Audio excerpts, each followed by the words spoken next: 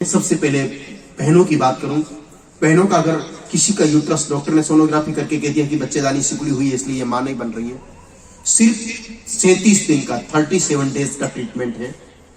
अपने खेत हो तो खेत में, खेत नहीं हो तो घर की छत पर मिट्टी डाल के उसमें देसी गाय माता का गोबर छाण मिला करके उसमें कपास के बीज बो दे। 1.25 महीने बाद वो कपास के पौधे 9-10 इंच के हो जाए, मुट्ठी में आए उतने पौधों को उखाड़े, ऊपर की पत्तियों डंडियों को पृथक करके नीचे की मूल को, जड़ को, रूट्स को अच्छी तरह धो करके टुकड़े करके देसी वेद लक्षणा गाय माता के दूध में डाल करके उबाले, पक जाए ठंडा करके खा ले। ऐसा 37 दिन ये प्रयोग करें। 38वें दिन आप जाकर के सोनोग्राफी कराएं, डॉक्टर बोलेगा यूट्रस प्रॉपर साइज में है। अगर किसी को बच्चेदानी में इंफेक्शन है, संक्रमण है, उसके कारण ट्यूब ब्लॉक है, आप बिल्कुल चिंता मत करिए। 5000 साल पहले से ये ट्रीटमेंट हिंदुस्तान में चलता रहा है।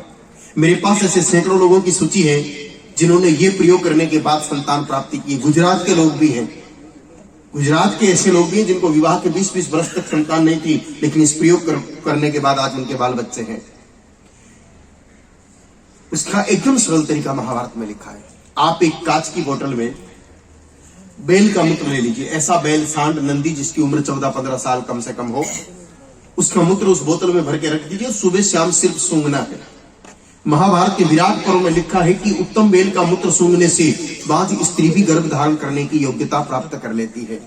पहले पढ़े लिखे लोग नहीं मानते थे, लेकिन भला हो गुजरात के ही वैज्ञानिकों का, जिन्होंने शोध करके यह साबित कर दिया कि बैल की उम्र जो जो बढ़ती है तो उनके मूत्र में अमोनिया से कुछ विशेष गैसेज बढ़ती है। वो गैसेज श्वास के माध्यम से लंग्स में, फेफड़े में जाती है और वहां से रक्त उसको अवशोषित करके यूट्रस तक, बच्चेदानी तक पहुंचा देता है, जिससे बच्चेदानी का संक्रमण समाप्त होकर के वो स्त्री मां बनने का लाभ प्राप्त कर लेती है।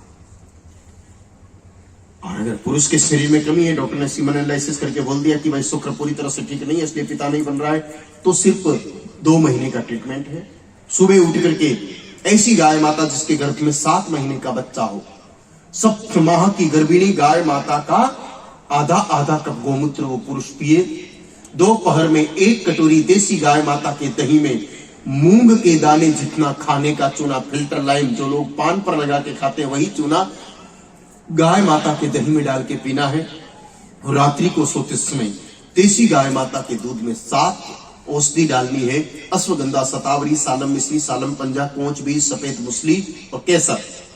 ये किस किस मात्रा में डालनी है वो आपको लिखा हुआ यहाँ पर उपलब्ध हो जाएगा। इन सबको मिक्स करके वो गाय माता का दूध रात्रि को सोते समय पीना है। 60 दिन ये ट्रीटमेंट करने के बाद आप वापस डॉक्टर से टेस्ट करवाइए, डॉक्टर बोलेगा एकदम परफेक्ट, कोई प्रॉब्लम नहीं है। और अगर ऑलरेडी डॉक्टर कह रहा है कि कोई प्रॉब्लम है ही नहीं, फिजिकल फिट हो और फिर भी संतान नहीं हो रही है, इसका सीधा अर्थ है कोई दोष है, पाप दोष या साप दोष, देव दोष। उसका समाधान भी बहुत सरल है। पति पत्नी दोनों सुबह उठे, गौमूत्र युक्त जल से स्नान करें, क्योंकि हमारे धर्म ग्रंथों में स्पष्ट लिखा है कि अपाने सर्वतीर्थानी प्रसवे जानवी नदी। गौमूत्र में गंगा जी का निवास है और गंगा पाप नाशिनी है। गाय माता का गौमूत्र जल में डाल करके उससे स्नान करें। पति पत्नी दोनों अपनी हथेली पर गौमूत्र लेके उसका आचमन करें और काले रंग के तिल और गुड़ को डिश में रख करके ले जाए और गाय माता को खिला के उनकी 7 परिक्रमा करके पाप दोष, साप दोष की मुक्ति की प्रार्थना करते हुए गाय माता से संतान प्राप्ति की प्रार्थना करें। ये प्रयोग कुछ दिन करने के पश्चात भगवती गौ की कृपा से निश्चित रूप से निसंतान दंपति माता पिता बनने का सुख प्राप्त करते हैं।